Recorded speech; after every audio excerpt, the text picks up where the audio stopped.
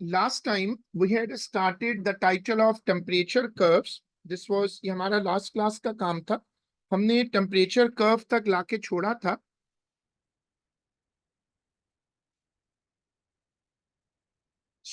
पिछली क्लास में हमने ये मेंशन किया था कि अगर आप टेम्परेचर टाइम ग्राफ बनाते हैं, if you draw a temperature time graph, the slope will be q is equal to mc delta t. The horizontal line shows q is equal to ml and gradient shows rate of change in temperature. Now heating curve was our title. We discussed the heating curve. और देखो जहां line horizontal हो जाती है, जहां भी line horizontal होती है, उसका मतलब ये है, जब लाइन हॉरिजॉन्टल होगी तो उसका मतलब होगा कि स्टेट चेंज हो रही है. और जब लाइन स्लोप करेगी, स्लोप कर रही होगी, तो उसका मतलब होगा कि यहाँ टेम्परेचर बढ़ रहा है, लेकिन जो स्टेट है वो नहीं बदल रही. हमने पिछली क्लास में ये बनाया था. फिर उसके बाद वी हैड कूलिंग कर्व. जो कूलिंग कर्व्स होते हैं वो इस तरह बनते हैं. लाइन नीचे आएगी, फिर हॉरिजॉन्टल होगी, फिर नीचे आ रही है. This is called a cooling curve. देखो जहां तक हमने लिखा हुआ है, उसमें आपको यहां से शुरू करना है. We are starting from the cooling curve. Cooling curve की हेडिंग डली हुई है और उसमें हमने एक कूलिंग कर्व बनाया हुआ है जिसमें टेम्परेचर रूम टेम्परेचर तक आता है. अब आप उसमें ये करोगे कि आप ये वाली स्क्रीन कॉपी करो.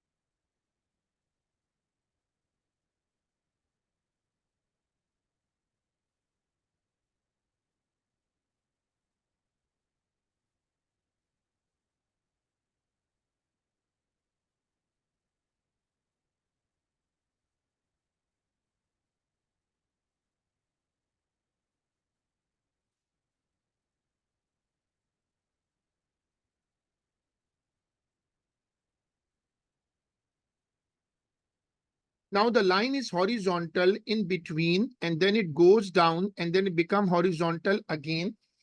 अब आपको you have to copy this.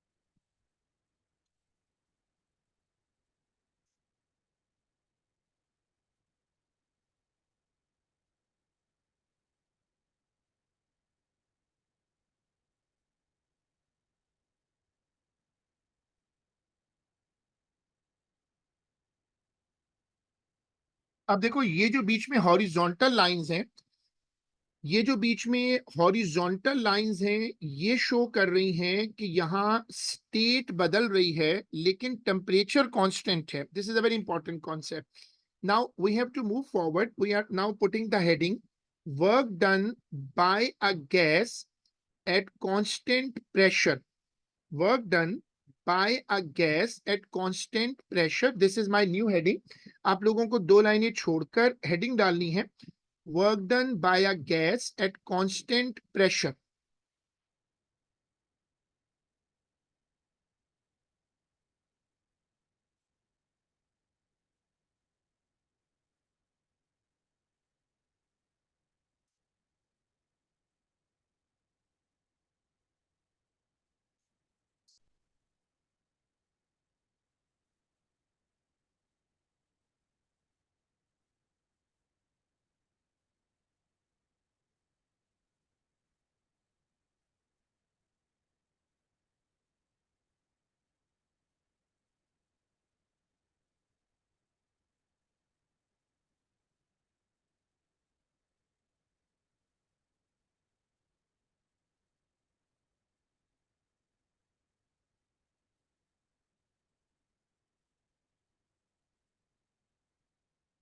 work done by a gas at constant pressure. This is our title. Now,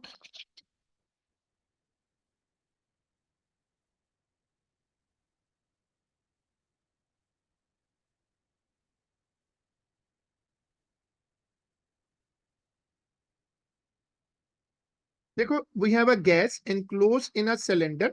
हमारे पास एक गैस है जिसको हमने एक सिलेंडर में बंद किया है, और गैस के मॉलिक्यूल्स हैं। बाहर सिलेंडर का एक पिस्टन भी है, और पिस्टन पे प्रेशर लग रहा है पी। अगर हम गैस को एक्सपेंड होने दें तो गैस का पिस्टन मूव कर सकता है। होता यह है कि मॉलिक्यूल्स जो हैं which are inside the cylinder, जो मॉलिक्यूल्स हैं which are inside the cylinder, वो क्या होगा कि वो जाके फोर्स लगाएंगे। They will be hitting the piston, और उससे पिस्टन मूव कर सकता है बाहर की तरफ, और उससे एक्सपेंशन होगी, वॉल्यूम चेंज होगा। अब यहाँ वर्क डन का फॉर्मूला क्या है? Work done by a gas is equal to P delta V. Work done by a gas is equal to pressure into change in volume. Pressure is equal to change into volume. तो देखो, heading है work done by a gas at constant pressure.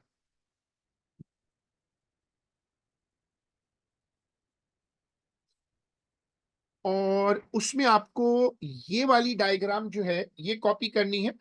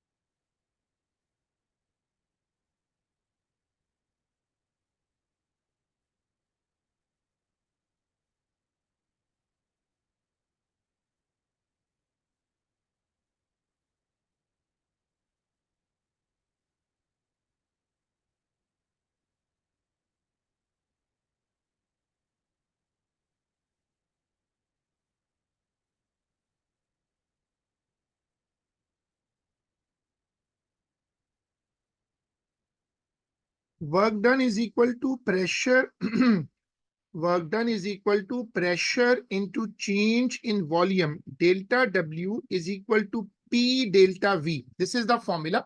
देखो ये formula calculate करेगा अगर तुम gas को cylinder में डाल के छोड़ देते हो, जैसे एक बैलून है और बैलून में प्रेशर हो तो बैलून एक्सपेंड होता है, तो अगर उसका वॉल्यूम चेंज हो, इंक्रीज डिक्रीज दोनों हो सकता है, तो वहां जो वर्क डन होगा वो इस फॉर्मूला से निकलेगा. अब ये फॉर्मूला कॉपी करें.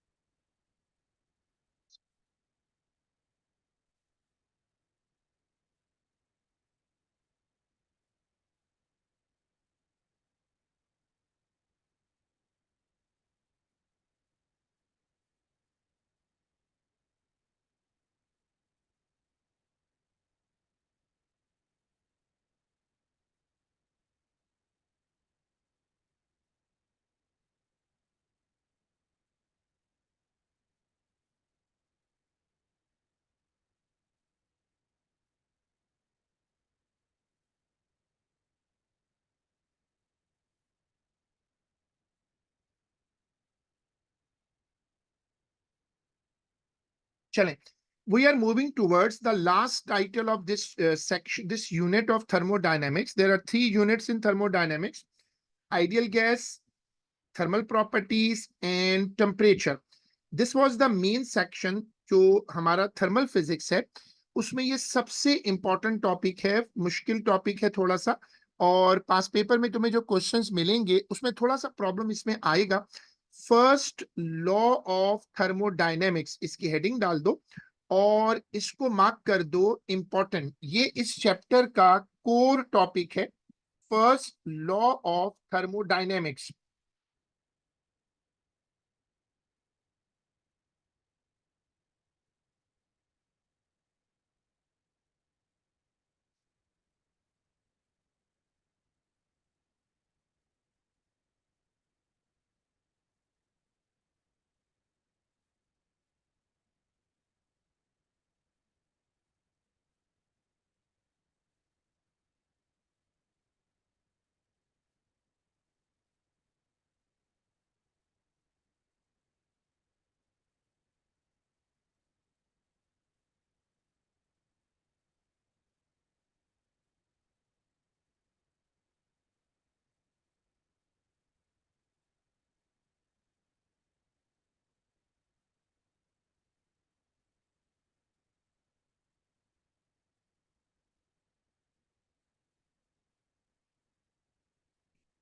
First law of thermodynamics. अब देखो सबसे पहले हम इसकी डेफिनेशन लिखते हैं. The total heat energy supply to a system is always equal to the increase in internal energy and the work done by the system. You have to copy this. The first ये definition copy करो. सबसे पहले इसकी statement लिख लो, inverted commas में लिखना. This is first law of thermodynamics.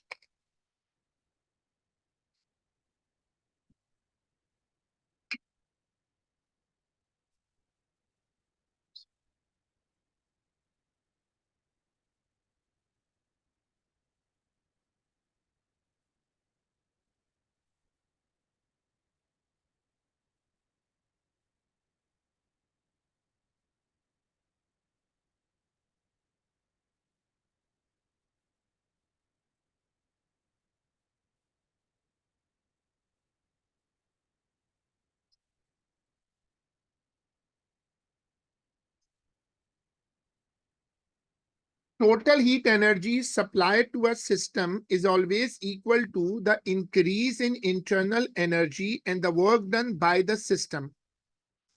The concept is there when you're heating something like suppose you are cooking something and you provide heat from the stove, तो जब आप हीट प्रोवाइड करोगे तो heat अंदर जाएगी, molecules की kinetic energy बदलेगी।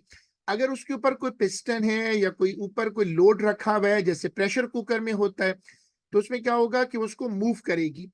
Total heat energy क्या होती है? टोटल हीट एनर्जी बेसिकली आपका सप्लाई अमाउंट होता है, उससे इंटरनल एनर्जी बदलती है।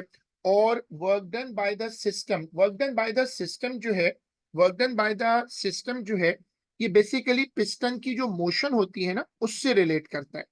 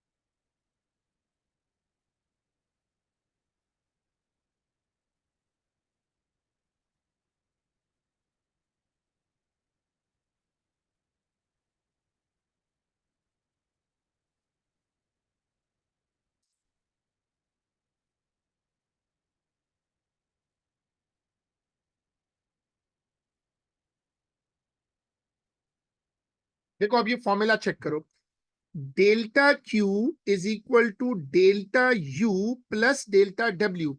जो हीट एनर्जी आप प्रोवाइड करोगे उसका एक पोर्शन इंटरनल एनर्जी इंक्रीज करेगा, और उसका जो दूसरा पोर्शन है वो work done against the external environment होगा, या work done on the system हो सकता है। ये फॉर्मूला है जिसको कहते हैं फर्स्ट लॉ ऑफ थर्मोडायनेमिक्स। ये कॉपी होगी पूरी स्क्रीन।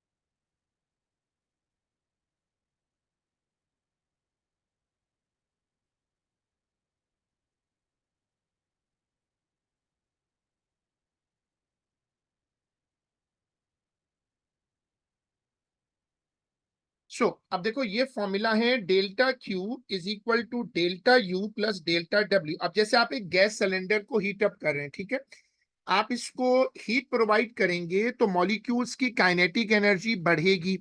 मॉलिक्यूल ज्यादा एनर्जी से जाकर पिस्टन को हिट करेंगे। जब वो पिस्टन को हिट करेंगे तो पिस्टन पे वर्क डन होगा, उससे जो पिस्टन है वो ऊपर की तरफ जाएगा, पिस्टन मूव करेगा और लोड कम हो जाएगा। तो ये बेसिकली क्या है? This is the concept of influence और effect of heat. Now look at this. देखो जो आप हीट प्रोवाइड करोगे उसका वर्क डन कैसे आएगा? उसका वर्क डन का फॉर्मूला है P डेल्टा V, जो मैंने आपको अभी करवाया था। जो गैसेस होती हैं उनके वर्क डन का फॉर्मूला ये होता है, delta W is equal to P delta V। Now sign convention देखो, हम यहां पर साइन कन्वेंशन बनाएंगे। डेल्टा W अगर work done by the system है तो वो प्लस होगा, work done on the system minus होगा। अच्छा, पोटेंशियल एनर्जी इंटरमॉलिक्यूलर सेपरेशन से बनती है और काइनेटिक एनर्जी टेम्परेचर से आ रही होती है। अगर आप हीट सप्लाई करोगे तो डेल्टा क्यू प्लस होगा, और अगर आप हीट विड्रॉ करोगे तो डेल्टा क्यू नेगेटिव होगा। अब ये कॉपी करिएगा।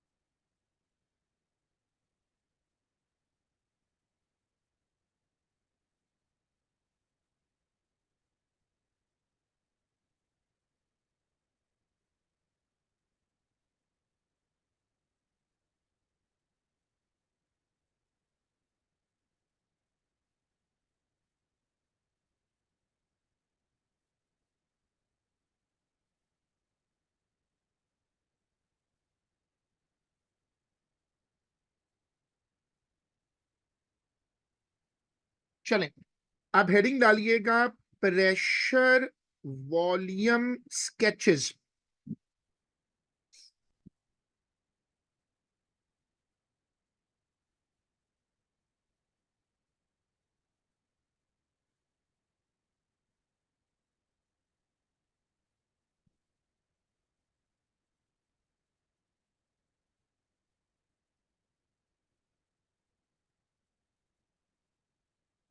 Sir, can you go back to the previous slide 1 second? Sure, Okay, thank you. No problem. So अब आपने अगर इसको कॉपी कर लिया है तो अब आप हेडिंग डालें प्रेशर वॉल्यूम स्केचेस। ये नए पेपरों में आपको बहुत मिलेंगे। This is something which is very common, और ये होता है इनके यहाँ कि कभी कोई टॉपिक ऐसा होता है जो ज्यादा फेमस हो जाता है, फिर कुछ ऐसा वो चलता रहता है, फिर ये उसको छोड़ देते हैं, फिर दूसरा टॉपिक कोई आ जाता है।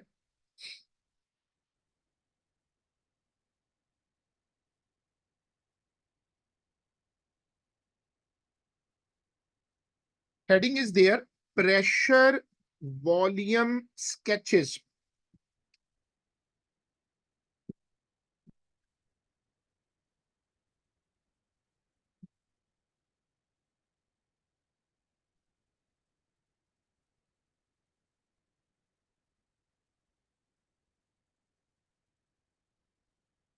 Now we are starting with this. Pressure volume sketches इस तरह के होते हैं। इसमें वाई एक्सिस पे प्रेशर है, एक्स एक्सिस पे टेम्परेचर है। ये प्रेशर और वॉल्यूम का एक स्केच बना हुआ है। वाई एक्सिस पे प्रेशर है और एक्स एक्सिस पे वॉल्यूम है। अच्छा, जब लाइन हॉरिजॉन्टल होगी, देखो जैसे ये लाइन है, जब लाइन हॉरिजॉन्टल होगी तो उसका मतलब होगा कि प्रेशर कांस्टेंट है। जब लाइन वर्टिकल होगी तो उसका मतलब है कि वॉल्यूम कांस्टेंट है। जब ये कर्व बनेगा इस तरह का, जब ये इस तरह का कर्व बनेगा तो उसका मतलब है कि प्रेशर और वॉल्यूम दोनों चेंज हो रहे हैं। These are called pressure volume sketches. इनको कहते हैं क्लोज साइकिल। आपने पहले प्रेशर को चेंज किया, फिर आपने वॉल्यूम को चेंज किया, आखिर में आपने दोनों को चेंज किया। ये बेसिकली एक साइकिल होता है जिसमें आप चीजों को चेंज करते हैं और उनको चेंज करने के बाद फिर आप उनके थ्रू कोई मेजरमेंट वगैरह लेते हैं।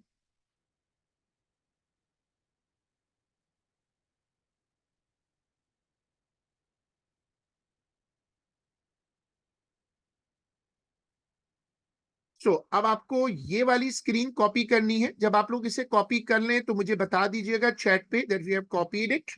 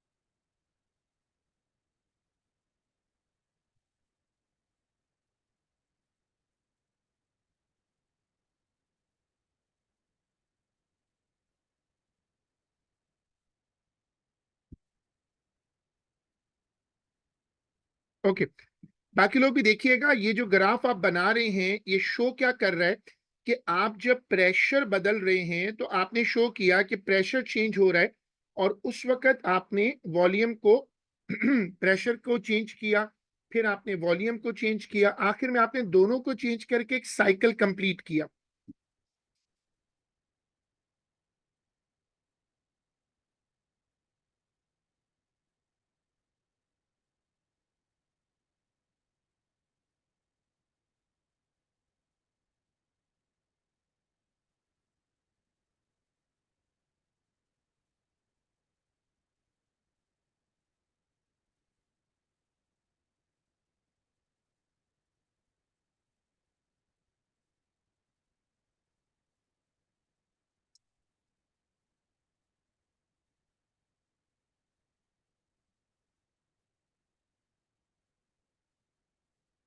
ठीक है, गुड।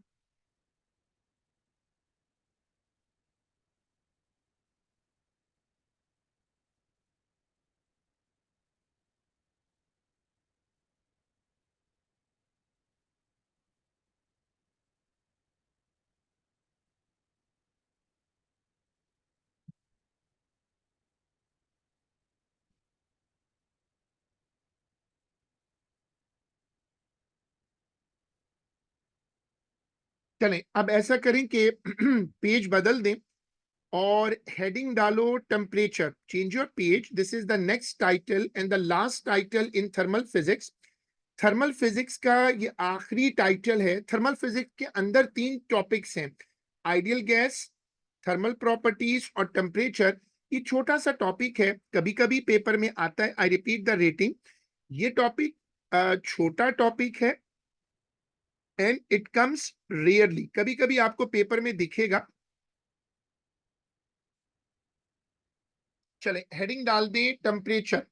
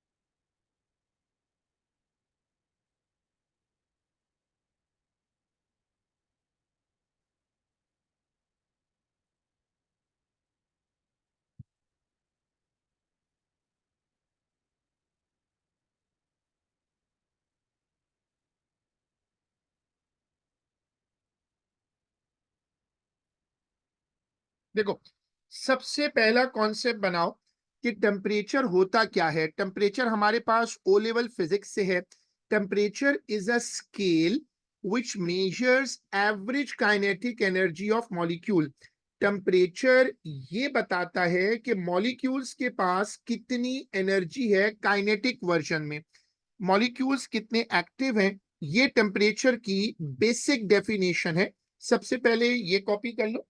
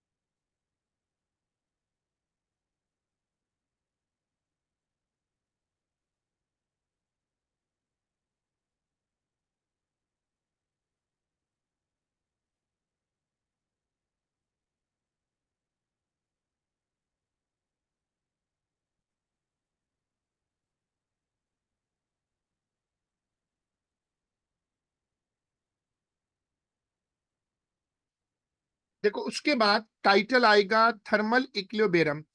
ये कॉपी करने की जरूरत नहीं है क्योंकि थर्मल इक्विलिब्रियम मैंने इससे पहले आपको पिछले वाले यूनिट में एक्सप्लेन कर दिया था।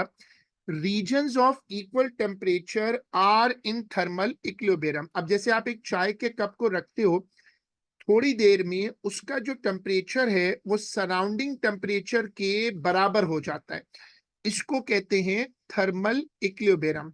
Rate of loss of heat energy in rapid cooling है।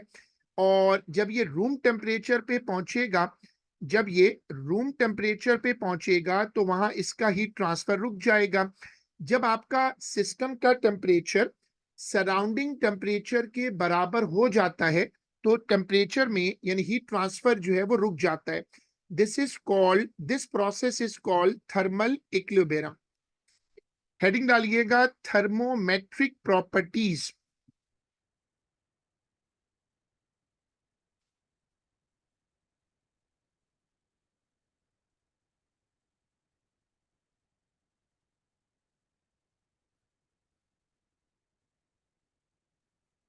हेडिंग डालिएगा thermometric properties.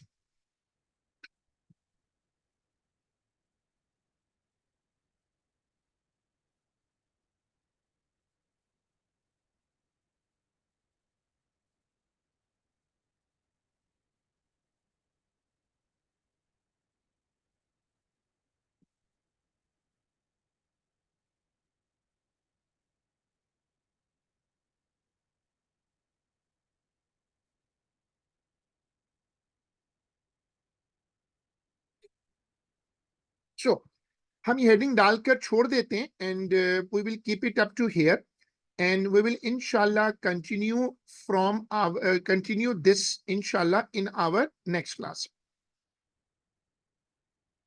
Thank you. Allah Hafiz.